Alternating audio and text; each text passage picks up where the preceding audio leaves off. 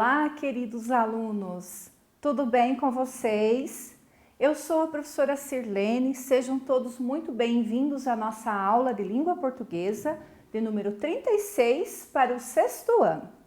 Na aula de hoje, nós vamos estudar um gênero de texto chamado mito. Então eu peço que vocês peguem lá o caderno de vocês, abram na disciplina de língua portuguesa, já deixem lá o lápis, a caneta, a borracha em mãos e coloquem lá, aula 36, mito, ok? Os objetivos para a nossa aula são, nós vamos reconhecer o que é um texto mitológico, nós vamos iniciar os estudos sobre esse tipo de texto, já que lá nas séries seguintes, no 7º, vocês vão continuar estudando esse tipo de texto já com um grau um pouquinho de mais dificuldade, tá certo? Nós vamos também identificar as características desse tipo de texto para que vocês saibam, por que esse texto é um mito. Ok, pessoal? Então vamos definir o que é um texto que nós chamamos de mito. Então a prof escreveu para vocês assim, de modo bem simples, que os mitos são histórias com seres extraordinários. Que seres extraordinários são esses? São divindades, deuses, semideuses. E esses seres extraordinários, eles interferem na vida dos homens, e no destino do universo. Essas histórias, esses mitos, eles tentam explicar o quê? A origem do homem, do universo, da vida, da morte, enfim, comportamentos humanos que na ausência da ciência os homens não sabiam explicar. Para isso criou-se uma história chamada mito, ok? Lá no início da criação desse tipo de texto, eles eram transmitidos apenas oralmente. Então as pessoas contavam, umas para as outras estas histórias e elas foram sendo transmitidas de geração em geração. Mais tarde, com o surgimento da escrita, esses textos eles passaram a ser escritos, pelos poetas e também pelos prosadores. Como nós já estudamos a diferença, gente, do que é uma poesia e um texto em prosa, nós já sabemos que nós temos mitos em formato de poesia, de poema, e podemos ter também mitos em formato normal de texto, com parágrafos, com a linha cheia, que não sejam em linhas que são os versos ou estrofes, ok? Então lá no caderninho de vocês, eu peço que vocês registrem o que é que vocês entenderam que é um texto de mito. E o que é, prof? É uma história com seres extraordinários, deuses, divindades, semideuses. E essas histórias servem para quê? Para explicar a origem do homem, do universo, da vida, da morte, dos comportamentos humanos, ok? Então definam lá com as palavrinhas de vocês. Vocês podem até dar uma pausa no vídeo, E aí nós continuamos. Combinado? Muito bem. De acordo com os estudiosos, que fizeram esse levantamento dos mitos, eles podem ser divididos em 3 categorias, em 3 grupos. Então, o que é que os estudiosos fizeram? Eles pegaram todos os mitos, leram, analisaram e dividiram ele em 3 caixinhas, por assim dizer, tá? Então, na primeira caixinha estão aqueles mitos que explicam a origem do mundo e dos deuses. O prof colocou aqui como primeiro item, tá? Lá na segunda caixinha, na segunda divisão, estão aquelas histórias, aqueles mitos que contam a convivência entre os deuses, os semideuses e os seres humanos, nós, E lá na terceira caixinha estão aqueles mitos que contam histórias de seres humanos comuns, sem poderes, simples mortais, mas que servem para quê mesmo? Explicar a origem do homem, do universo, da vida, da morte ou de alguns comportamentos humanos, tá certo? É muito comum nos textos que são mitos haver ações heróicas e também existir elementos mágicos, ou no ambiente, ou nos objetos, ou em plantas, ou em substâncias, ou nos personagens, né? Por isso a presença de seres sobrenaturais, né? Como deuses, ninfas, centauros, monstros, ou, né, seres humanos que têm poderes especiais, ok?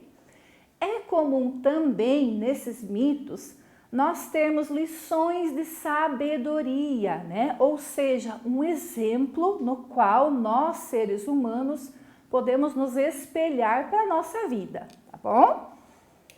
Vamos ler um mito então, pessoal, para vocês entenderem melhor esse tipo de texto, né? E esse mito fala da Guerra de Troia. Vocês já ouviram falar da Guerra de Troia? É comum essa palavra para vocês, né? Então esse texto, ele conta a respeito dessa guerra que começou por causa do rapto de Helena, que segundo a história, segundo esse mito, era a mulher mais bela da Terra. Aqui a prof trouxe para vocês uma tela, né, de Elivan de Morgan, que ele fez em 1898, retratando Helena. Tá? Então é uma tela, né, uma obra de arte. E segundo esse mito, Helena era a mulher mais bela da Terra. E a Guerra de Troia começou por causa do rapto dessa mulher, né? Essa mulher, a Helena, ela era rainha de Esparta e esposa do rei Menelau, né? Que era o rei de Esparta. Ajudado por Afrodite, Paris, ele rapta a Helena e leva a Helena até Troia. Então, comecem a compreender a história. Helena está lá na sua terra, em Esparta, é rainha, né? E Paris, com a ajuda de Afrodite, rapta Helena e leva até Troia. E aí começa a guerra, né? Então vamos ler a história, pessoal. O mito, ele diz assim: quando Helena foi raptada, Menelau apelou a todos os reis da Grécia para que o ajudassem a resgatá-la. Formou-se então um enorme exército, pois cada rei levou seus soldados, e todos, chefiados por Agamenon, que era irmão de Menelau, dirigiam-se a Troia para buscar Helena de volta. Cercaram a cidade e travaram inúmeros combates, mas a guerra levou 10 anos para se resolver, porque os deuses ora ajudavam os gregos, ora ajudavam os troianos. Entre os reis gregos que sitiaram Troia estava Ulisses, o mais astuto de todos eles. Ele inventou uma artimanha espertíssima para que finalmente os gregos vencessem os troianos. Fez com que os gregos construíssem um enorme cavalo de madeira e no interior dele acomodaram os guerreiros mais valentes, inclusive Ulisses. Puseram o cavalo em frente dos portões de Troia como se fosse um presente.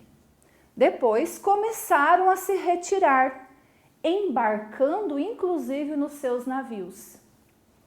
Os troianos, vendo aquilo, acreditaram que os gregos tivessem desistido da guerra e que o presente fosse uma prova disso. O cavalo era tão grande que nem passava pelos portões da cidade. Então, embriagados com a ideia de que a guerra tinha finalmente acabado, alguns troianos resolveram derrubar uma parte da muralha para poder levar o cavalo para dentro da cidade. Todos os troianos ficaram muito alegres, empurraram o cavalo para dentro das muralhas, fizeram grandes festas, tomaram muito vinho, dançaram pelas ruas até que escureceu e todos ficaram muito cansados e foram dormir. Quando tudo se acalmou, a barriga do cavalo abriu-se e os gregos foram saindo lá de dentro. Enquanto isso, os soldados que haviam se retirado vinham voltando e entraram pela brecha que os próprios troianos tinham feito na muralha. Num instante, os gregos já tinham se espalhado pela cidade, já tinham matado os soldados troianos que se encontravam, e até que os habitantes da cidade se dessem conta do que estava acontecendo, eles já estavam no palácio real, já tinham aprisionado a rainha, os príncipes e as princesas. Helena foi levada de volta a Esparta e cada um dos combatentes gregos voltou para sua terra. E esse é o mito do cavalo de Troia, pessoal. Vocês entenderam a história, né? Então, nós temos a Helena, que foi raptada de Esparta e levada até Troia. Eu trouxe o mapa aqui para vocês, pessoal. Quero que vocês olhem, tá? Comigo. Aqui, ó, nesse pontinho aqui, nós temos Esparta, que é onde a Helena estava. E aqui em cima, nós temos Troia, para onde ela foi levada após o seu rapto, né? Ulisses, né, que quem fez o cavalo de madeira, quem teve a grande ideia para vencer finalmente Troia, né?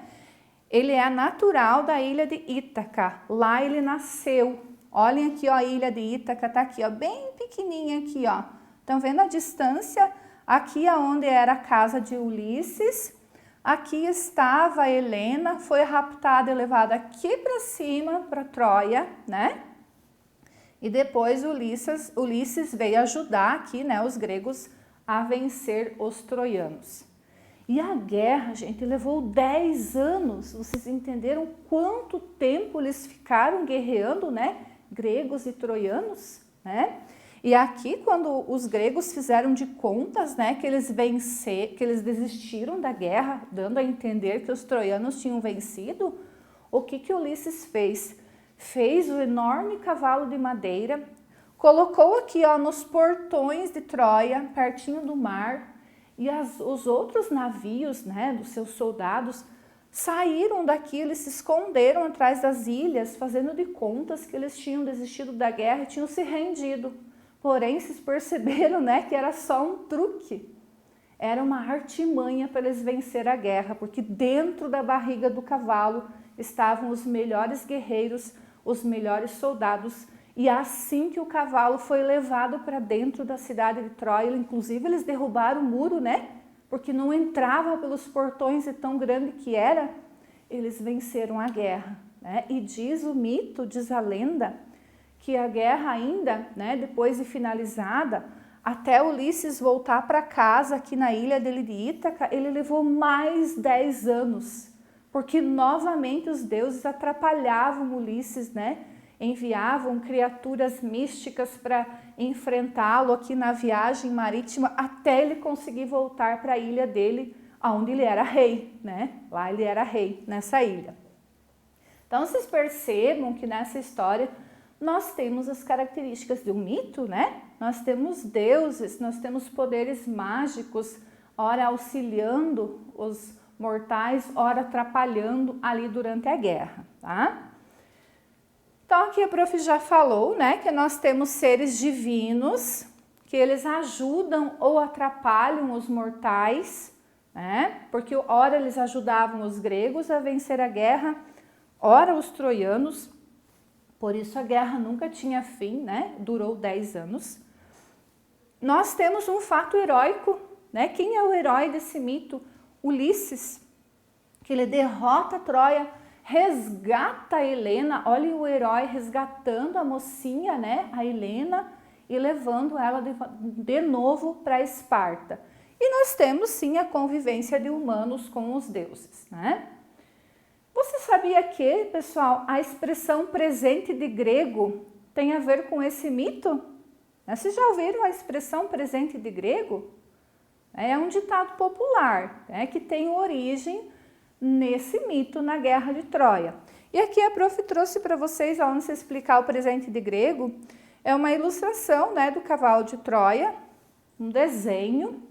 Então aqui está o cavalo, né? Então segundo o mito, olha, ele era tão grande que precisou ser transportado, né, com as rodinhas embaixo ali. E aqui no interior do seu ventre estavam os melhores soldados gregos, inclusive Ulisses, tá? Então vamos entender a expressão presente de grego.